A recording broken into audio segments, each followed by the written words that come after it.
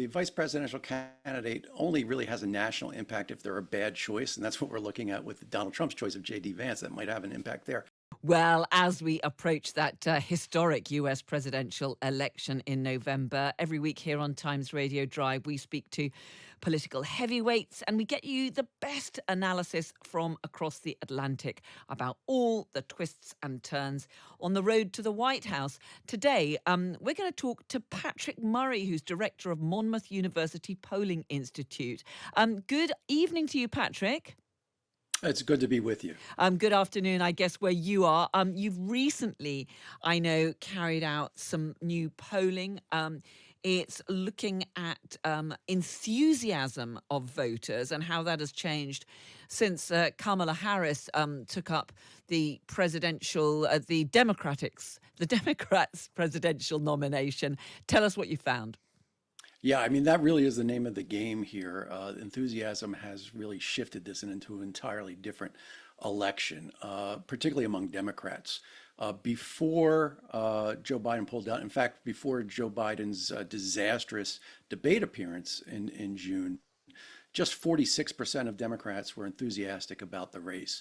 Now it's 85%, almost double of Democrats who are enthusiastic, and even independents have increased their enthusiasm from 34% to 53%, while Republicans have held steady. They are at 71%, which means they used to be the most enthusiastic voter. Now they're actually trailing Democrats in terms of enthusiasm.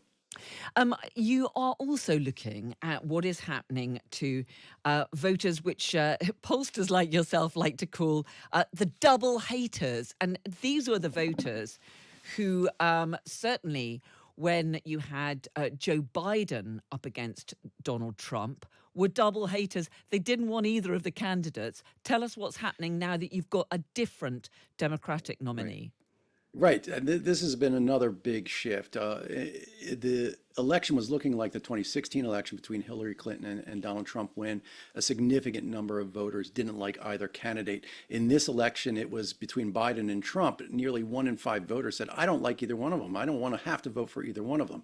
That number has now been cut in half. Only 8% say that they don't like both Trump and Harris, meaning they can pick one or the other.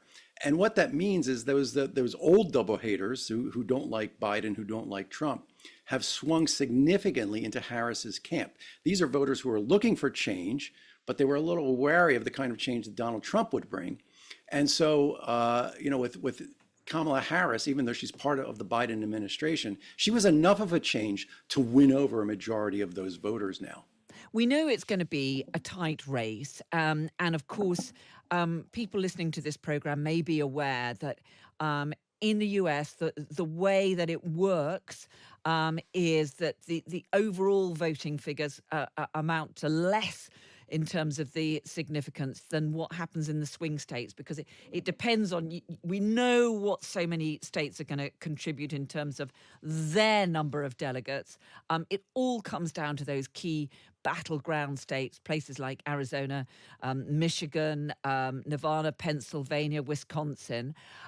Tell us what the polls are telling us about how voters are feeling about Harris versus Trump.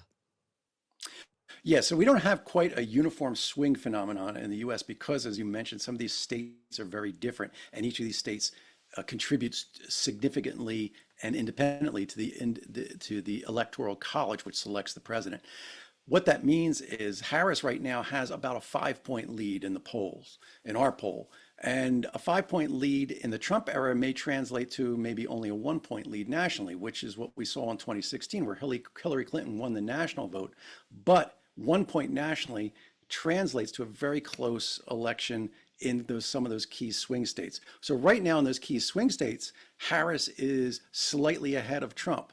But slightly ahead of Trump is a very precarious position to be in, as we've had our experience with the last 2 elections with Trump, where there seems to be this 5-point overstatement or 4-point overstatement for the Democrat there. So I would say if Harris is going to kind of win this election, she wants to be closer to an 8 or 9-point national lead by the time we get to October, in order to ensure that she's ahead in all those key swing states. And we've seen her choose Tim Walz, this pretty down to earth, experienced. Tim Walz, he's seen as perhaps someone who's more in touch with the voters in some of those swing states than Kamala Harris, with her background in California and so on.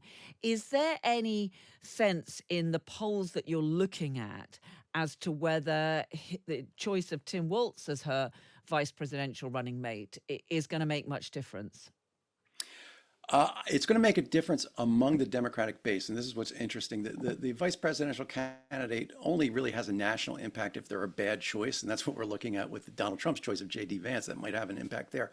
But what we're seeing with Tim Walz, and somehow it's pronounced Walz. I don't know why the Z is an S in that case. But with him, we're seeing him ginning up the Democratic base. He's getting them excited. So we were talking about that enthusiasm number, which is really the driving number. He's getting those Democrats more excited, which means he's not like winning new votes. They're Democratic voters. But what he is winning, people who are willing to donate, willing to volunteer, knock on doors, and maybe get some of those other voters out who are sitting on the fence. That's, I think, where his main benefit has come in this campaign. He's got a positive rating in terms of his favorability among voters right now, and that's a good thing. It is a clear contrast with what's going on in the Republican ticket. And we've got the presidential debate. Well, the first one between Kamala Harris and Donald Trump, of course. We know that the last one for Joe Biden, that was essentially the beginning of the end of his bid for another term in the White House because of that faltering performance. Could this be an event that could still really change the race, do you think? Yeah, I think so. Right now, we're in kind of a honeymoon period for Kamala Harris being the new nominee, and we have the Democratic Convention, which is a show for the Democrats next week, and so I think she'll ride that as well. By the time we get to September in that first debate, though, kind of the sheen will be more, the gloves will have come off, and they'll be knocking each other out. So it'll be interesting to see her go up against Donald Trump. I think you're going to get a lot more voters watching this debate than have typically watched debates, which means you're going to get voters who haven't already decided watching this debate. What we've seen with Kamala Harris is she did a good debate 4 years ago against the then vice presidential nominee, who was the Vice President Mike Pence. And so she's been improving her performance skills. She's been willing to go up against Donald Trump. So I think a lot of people are going to be tuning in to see this.